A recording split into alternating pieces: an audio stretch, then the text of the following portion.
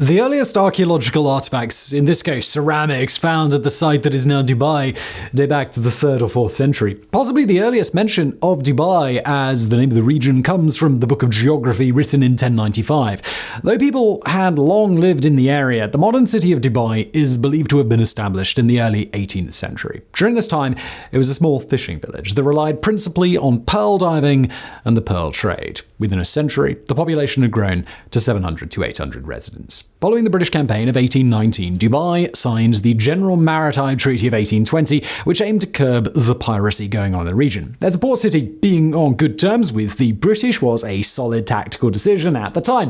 In 1853, another treaty was signed to attempt to further thwart pirates. This time, it was more successful, and the success resulted in Sheikh Maktoum being able to sign an exclusive business deal with Britain in 1892. This also made Dubai a British protectorate. In 1894, Maktoum granted full tax exemption for foreign traders. In 1901, he would extend this decision to make all trade free of taxes. Dubai also had low tax rates in general and no income tax. A port city with no income tax and no taxes on trade made it an extremely attractive location for businesses, but they had competition in the form of Abu Dhabi. Dubai's presence as a duty-free port made it the most popular re-export business port in the region. Because of the lack of taxes, goods could be shipped to Dubai and then immediately shipped back out to distribute around the world. At the beginning of the 20th century, it looked like Dubai was on the fast track to becoming a major business center in the world. But there were a few problems. In 1920, the introduction of artificial pearls in the market caused the market for authentic pearls to collapse. This was financially devastating, as pearls were the city's main export. This was immediately followed by the Great Depression, which would result in a decade of political unrest and a minor uprising that established a new government for a few months until opposition from the British government caused it to collapse. This was immediately then followed by World War II, which caused a halt to much of the trading that was the basis of Dubai's economy. It seemed that they just couldn't catch a break, and immediately following World War II, they engaged in 4 years of armed conflict with Abu Dhabi over a border dispute. The British government arbitrated a resolution, though a formal compromise would not be made until 1979, 8 years after the formation of the United Arab Emirates. Even with the fighting concluded, Dubai was in a rough economic situation. Abu Dhabi was a competing port city in the region, and it was thriving thanks to their oil exports, while Dubai had yet to solve the economic depression caused by the collapse of the pearl market. But Sheikh Rashid bin Saeed Al Maktoum had an idea. He identified that investing in infrastructure was the key to long-term success. He borrowed billions of dollars to fund the construction of Dubai's first international airport, as well as updating the seaport and other infrastructure projects.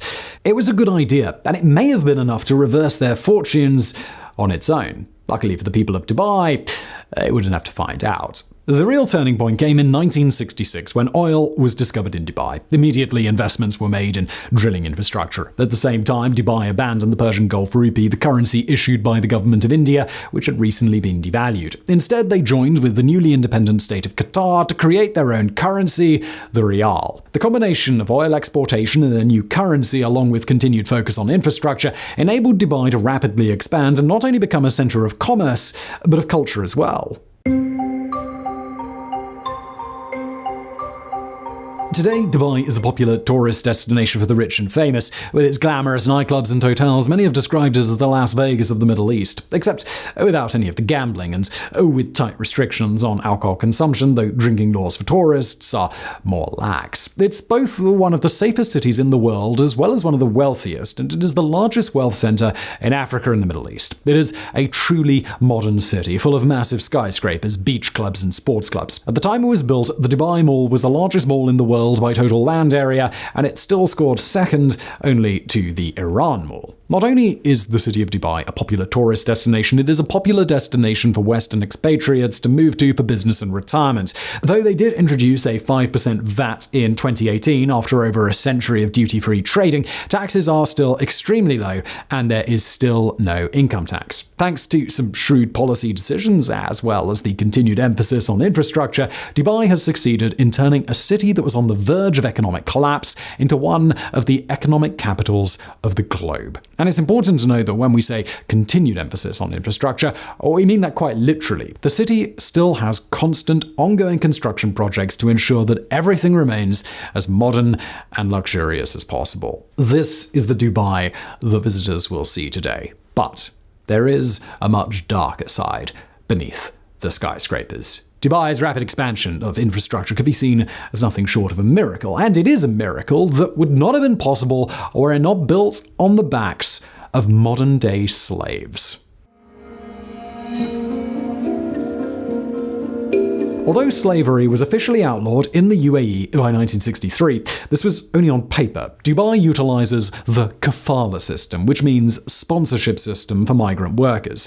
It's a popular system in the Gulf region. Under the kafala system, it is the employer, rather than the government, that monitors migrant workers and controls their legal status. The employer will sponsor a migrant worker and is responsible for their visa. That worker is then completely beholden to their employer. Workers are unable to change jobs without permission from their employer, and law generally requires them to work for the same employer for at least 2 years before being able to change jobs. The employers also control the exit visa of the worker, meaning that a migrant worker is unable to leave the country without their employer's permission. Kafala also does not enable workers to dispute employers' non-performance of contracts, and a worker trying to escape will be returned to their employer as if they were their property.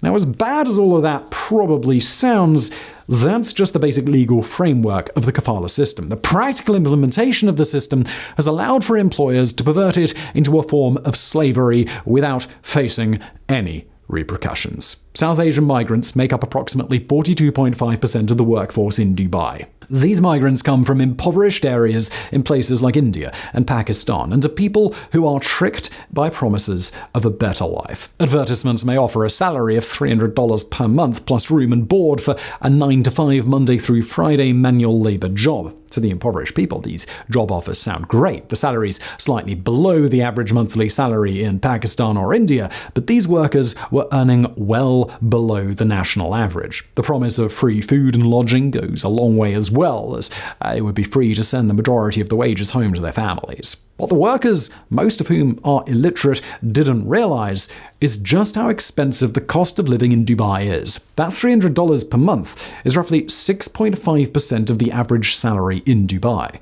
However, the situation is far worse than just criminally low wages. These recruitment agencies will charge visa fees to prospective workers. These fees can be as high as $3,000, and the workers will take loans out from the recruitment agencies to pay for the fees that the agency isn't legally supposed to be charging them in the first place. Even with no interest and their entire paycheck going towards repayment of the loans, the migrant workers would have to work for 10 months just to pay back this fee. As you may have guessed, the situation is only going to continue to get worse. Once the workers reach Dubai, they're faced with the grim reality that everything they were promised is a lie. The first order of business upon arriving is for the employers to confiscate the workers' passports, ensuring that they can't escape. Those 40-hour work weeks that were promised are replaced with 14-hour shifts, 6 to 7 days a week. The work is done in desert heat, where temperatures routinely hit 45 degrees Celsius. That's 113 Fahrenheit in the summer months. The $300 per month is rarely, if ever, paid in full. The average construction worker receives around $175 per month, but they still have to pay back the loan that they took from the recruitment agency, a loan that is now accruing interest. Thanks to the promise of free room and board, migrant workers take these jobs with the intention of sending money back to their families. However, thanks to not being paid the promised salary and having to repay the loans, it takes years before workers can even hope to send a penny to their families. The reality of their situation becomes apparent quickly, so in addition to confiscating their passports, employers will frequently withhold any payment of wages for months at a time once someone begins working, to ensure that they don't try to quit and find a way back home. Housing is technically provided to workers, but the conditions in which these workers live have been described by Human Rights Watch as less than humane, which is a charitable characterization of their living conditions. 10 or more people will sleep in the same room. In the best-case scenario, the room may have 3 bunk beds, making it fit to accommodate 6 of the 10 or more people sleeping there. The more common sight is groups of men sleeping on a floor with barely enough room to fit them all. There's also an average of 1 bathroom per 45 workers, with the bathrooms being little more than a hole in the ground outside. This can all be described as nothing short of slavery. But in a way, those working these jobs may be the luckier ones. Many of the women that travel to Dubai as migrant workers are trafficked as sex slaves. Prostitution and human trafficking are, of course, illegal. In the UAE and elsewhere, these rules are strictly enforced, but authorities in Dubai rarely enforce these laws. And if you're interested in that side of this equation, we can make a video about it. Let us know in the comments. Were it not for the few skyscrapers present in the first of these two images, it'd be easy to think that this was a comparison of present-day Dubai to some time in the 1800s. The amount of work it would take to develop an entirely barren area to the city seen in the second image seems like it should take the better part of a century. However, these two images show the Dubai skyline in 1990 versus 2013, just 23 years apart. Such development seems nothing short of impossible, and were it not for the exploitation of slave labor, it never could have been accomplished. Everything that is accomplished comes at a cost. And if the cost wasn't going to be time, if it wasn't going to be money, then it had to be people. Construction companies obviously did not keep any records of this data, so there is no way to know for sure, but it is believed that thousands of workers died in order for Dubai to become the thriving city that it is today. Even those that did not perish still lost their lives and their freedom.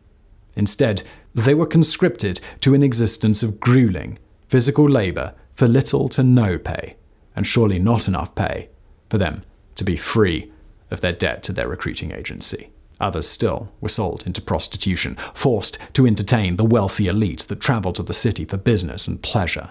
Since 2006, several documentaries have been made covering the modern-day slavery that built and is continuing to build Dubai, and the city has been condemned internationally for allowing these practices to persist. Unfortunately, there are no signs that anything is going to change.